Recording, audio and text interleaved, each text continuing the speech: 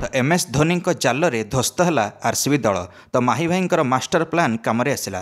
तो IPL 2024 प्रथम match रे आरसीबी टॉस जीति बैटिंग नेला। आरसीबी आरंभरू धुआंधार आरंभ करिला।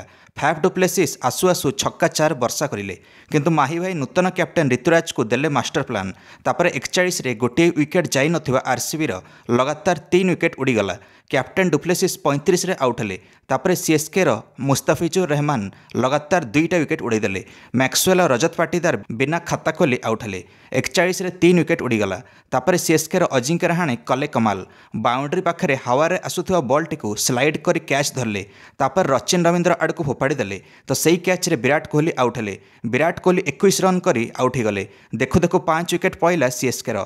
तापर सीएसके तागड़ा फिल्डिंग जारी रहिला, किंतु दिनेश कार्तिक और अनुज रावत आसिकी संकट मचक साजिले आरसीबी पई। और आरसीबी इनिंग्स को शेष आड़क नहीं गले। पार्टनरशिप 2 जण मिसी 70 ऊपर को पार कले। शेष में दल एतिक टार्गेट रखिला सीएसके आगे। विराट कोहली ए इनिंग्स रे निजर 1000 रन संपूर्ण करिले सीएसके पक्षरे। और T20 फॉर्मेट रे 12,000 रन संपूर्ण करिले। कौन लगुच दर्शक बंधु मैंने सीएसके मैच जितबारे सक्षम होना ना? निश्चित प्रतिक्रिया कमेंट दे वीडियो को लाइक और चैनल को सब्सक्राइब करदे। समस्त क्रिकेट अपडेट्स धन्यवाद।